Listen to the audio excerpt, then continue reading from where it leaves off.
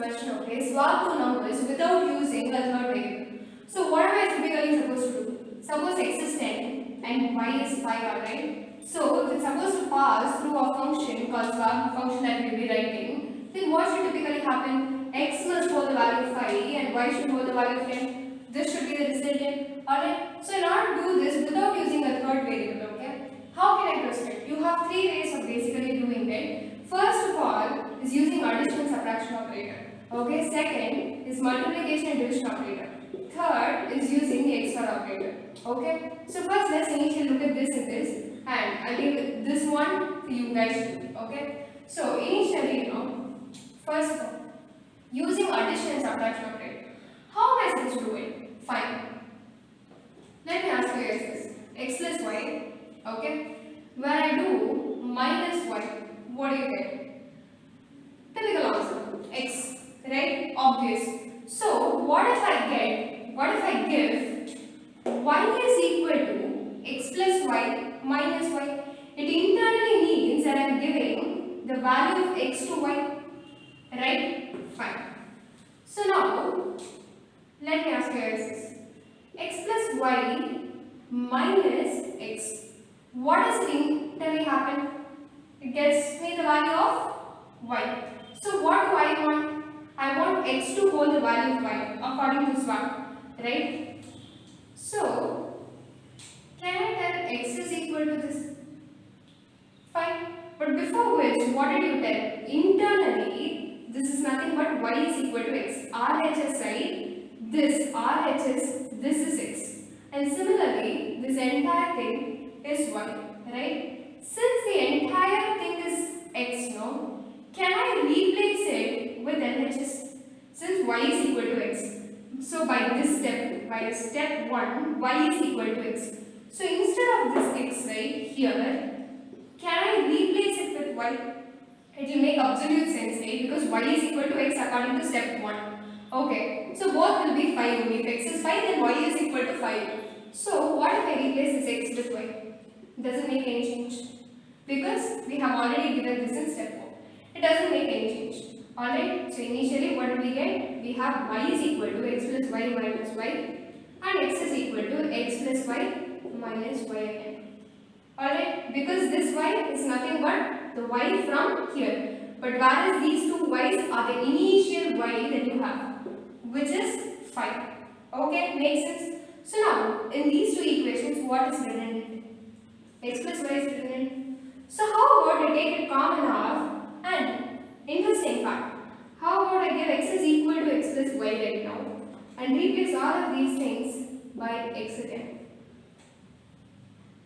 Just write it out, no? X is equal to what? 10, y is equal to 5. So x is equal to x plus y, which is nothing but what? 15. Fine. Y is equal to x minus y.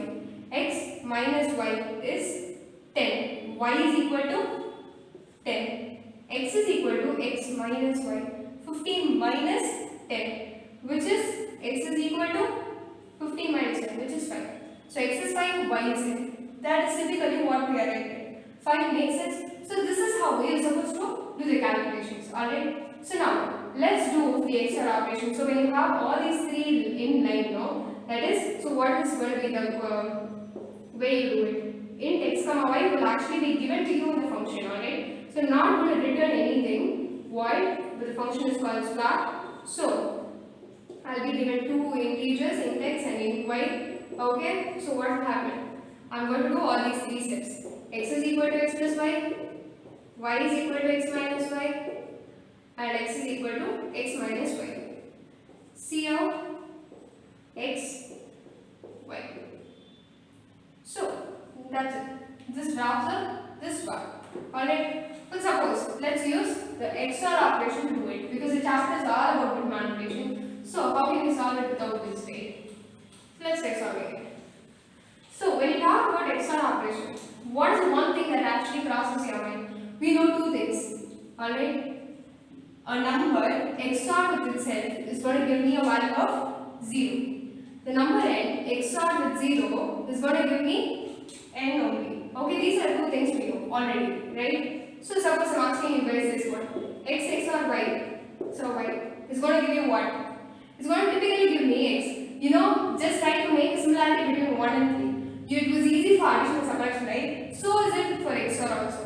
So x XOR y, so y, so y and y gets cancelled by this equation. So what will happen? I will get internally a value of, internally it is going to store a value of x. Okay. But according to swap, what do I want? I want y to hold the value of x and x to hold the value of y. Alright. So can I tell y is equal to this? It will make absolute sense. Similarly, x and y and x. What will happen? X XOR with x will lead to 0. Okay. And y XOR with 0 will give you y. So internally, this equation is going to give me what? It will give me y. So I have to store it in x. Make sense? So now, alright, this y rate, okay, so internally what is happening? Internally, according to this statement, y is equal to x. By this statement 1, what is happening? Y is equal to x. Okay. So if at all I replace this x no, with y, will it make any change? It will absolutely make no change, right? Because by the previous statement, I have already told that y is equal to x. So here I already have this x. So what if I replace this x with y? It's typically going to have 0 change, right? Okay. So we have arrived at this. So now, what is common in these two equations? This, right? So take it up. X is equal to x of y. Replace all of these x of y with just x. So what do you notice? All the three statements are typically the same with only the LHS being different, alright? So here x is equal to x XOR y. Alright, y is equal to x XOR y. Fine. X is equal to x XOR y. Let's have a quick walkthrough of our code then. Initially x is equal to what? 10. Y is 5. Alright. So x XOR y. What will happen? 10. So x in this statement, wait a minute. X is equal to 10. Y is equal to 5. Alright. So in this statement x is equal to 10 XOR 5. Fine. So here y will be equal to what is x? 10 XOR 5. XOR with what is the current value of y? 5. So what happened? 5 gets cancelled, so you will get the value of 10. Fine. So similarly, x is equal to x XOR y. What will happen? X is equal to x value is 10. Okay. XOR with the value of, where is it? 10 XOR 5. X is equal to 10 XOR 5. Alright. 10 XOR 5. And then XOR with the value of y. What is y? 10. So 10 gets cancelled. You will be left over with the value of 5. So x is equal to 5. So x is equal to 5, y is equal to 10, which is absolutely what is actually designed for us. So we have typically swapped two numbers using what? The XOR operation. So you guys side out with the multiplication and division operation. Alright? It's typically simple, right? If not, you know it. It's actually a simple question. But all that's important is, you have to know how you're supposed to apply it in this way. We derived this one, right? This is what is important. So once you derive this mathematically, the code is just a cakewalk, right? So see you in the next question.